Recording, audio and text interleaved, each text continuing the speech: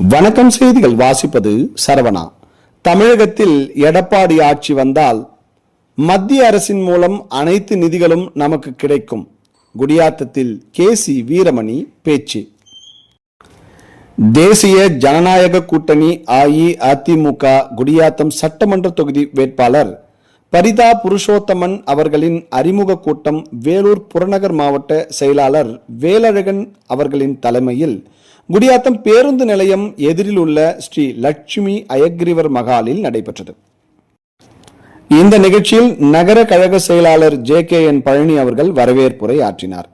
மாவட்ட நிர்வாகிகள் கஸ்பா மூர்த்தி, அமுதா சிவபிரகாசம், சந்திரா சேட்டு, காடை மூர்த்தி, ஒன்றிய நகர செயலாளர்கள் Prabhakaran, Srinivasan, T Siva, IT wing Gopinath ஆகியோர் முன்னிலை வகித்தனர்.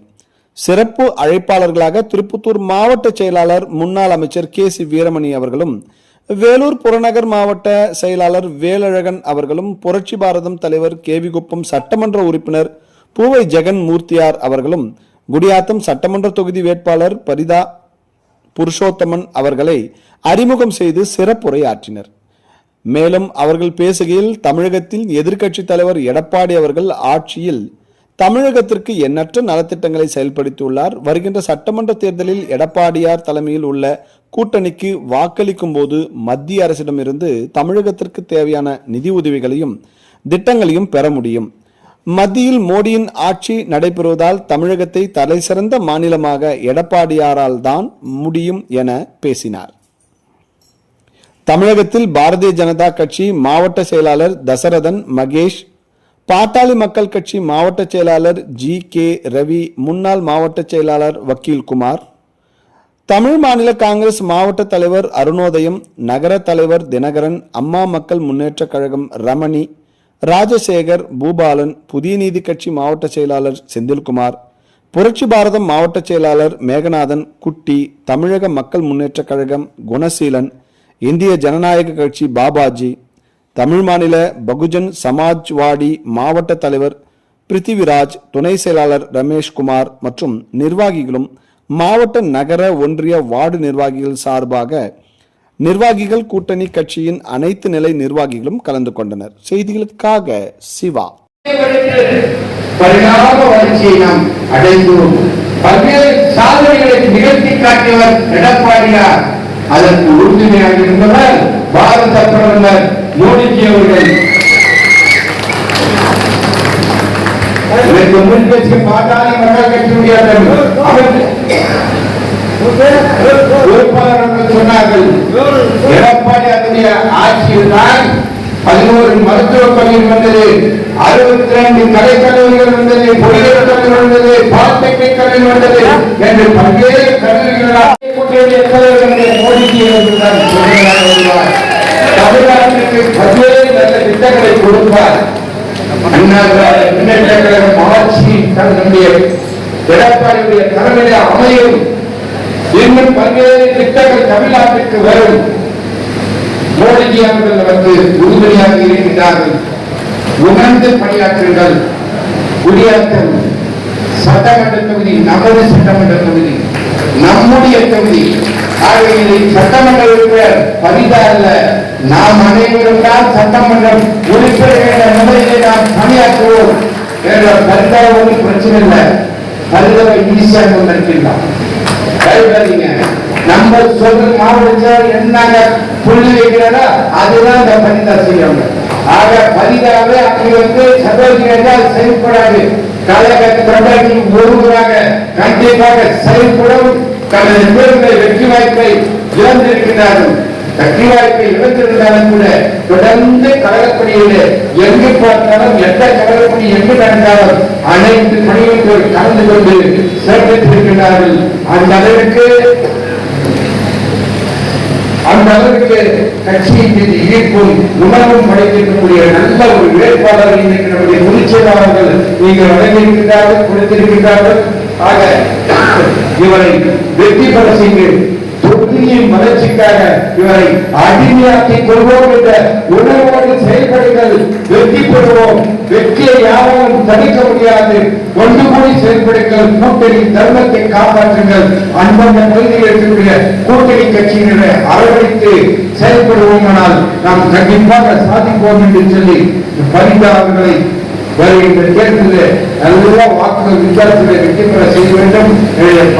மனமார்ந்த வாழ்த்துக்களை சொல்லி இந்த நிகழ்ச்சியில் நிறைய மனவழித்து சிறப்பித்த மாவட்ட கழக செயலாளர், நகர செயலாளர் மற்றும் இருக்கக்கூடிய பெருமாள் சிவா போன்ற ஒன்றிய செயலாளர்களுக்கு என்னுடைய பிரமாண்ட நன்றியை சொல்லி விடைபெறுகிறேன். நன்றி, வணக்கம்.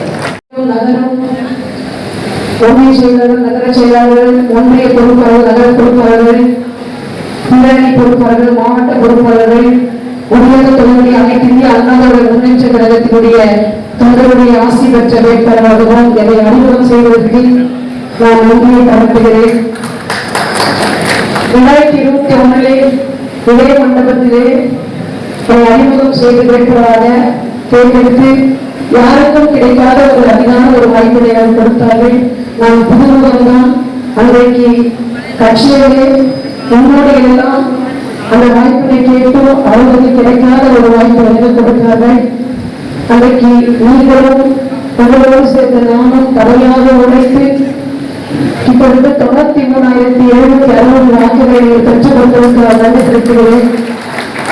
இது தோல்வி அல்ல, அதுவே நம்முடைய வெற்றி என்று நாம் எண்ணி அண்ணன் சொன்னது போல இந்த 5 ஆண்டுகள் மாவட்ட கழக செயலர்களுக்கும் அதன் கேசி அவர்களுக்கும் இருக்கக்கூடிய கட்சி தொண்டர்களுக்கும் தலைமைக்கும் உண்மையாகவும் இந்த 5 ஆண்டு கழக பணிகளை பொருட்களில் பாராமல் என் சிறு குழந்தைகளுடன் விட்டு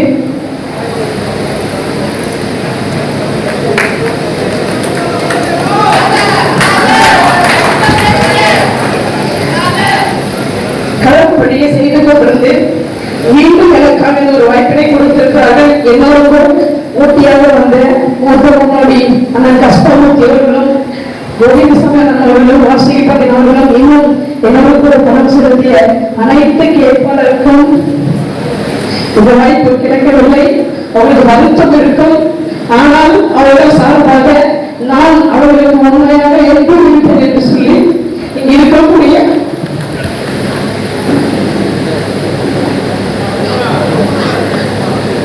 அனைத்து தொண்டர்களுக்கு நாம் எடப்பாடி அவர்கள் ஆட்சி கட்டளையை அமர வேண்டுமானால் இந்த உயர்த்தம் தனித்தொகுதி வெற்றி பெற்ற தொகுதியாக இருந்தால் மட்டும்தான் அங்கே ஆட்சி அமைக்க முடியும் ஒரு வரலாறு இருக்கிறது.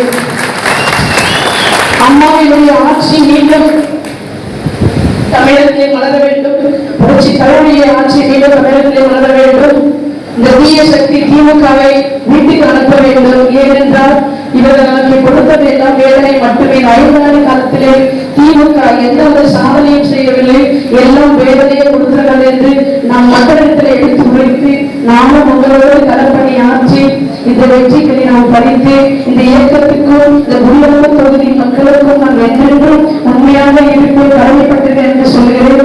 அது மட்டுமல்ல, என்னை உங்களில் ஒருவராக வெற்றி பெற செய்து சட்டசபைக்கு அனுப்பினால் இந்த குடியிருப்பு தொகுதியில் உள்ள ஒவ்வொருடைய அதாவது மக்களுடைய தேவைகள் எதுவோ அதை எடுத்துரைத்து அதை அங்கே உள்ள அரசிடத்திற்கு பெற்றுக் கொண்டு வந்து ஒரு முதல்வராக நான் செயல்படுவேன். கட்சிக்கும் உண்மையாக இருப்பேன், முன்னோடிக்கும் உண்மையாக இருப்பேன் என்று சொல்லி இந்த வாய்ப்பினை மீண்டும் கொடுத்திருக்கிறார்கள்.